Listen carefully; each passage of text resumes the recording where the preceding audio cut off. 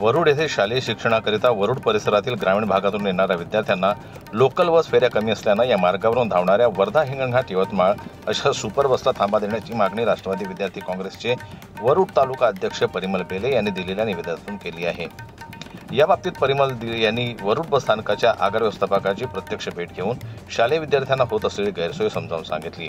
त्यानुसार या मार्गावरून जाणाऱ्या सुपर बसला थांबा देण्याची मागणी करून आगार व्यवस्थापकाने सुद्धा परिमल बेले यांच्या विनंतीला सकारात्मक प्रतिसाद दिला। त्यामुळे विद्यार्थ्यांच्या समस्या मिटणार असल्यानं परिसरातील विद्यार्थ्यांनी परिमल बेले यांचे आभार मानून अभिनंदन केलं। जनमत लाईव्ह न्यूज करता मोर्शीहून सोमेश्वर शहाणे यांची रिपोर्ट। सर मी काय म्हणतो आपल्या नागपूर आगारावरती पासून आपल्याला म्हणजे आपल्या वरुड आगारावरती बसायला ते थांबायला 2 किंवा 3 याचे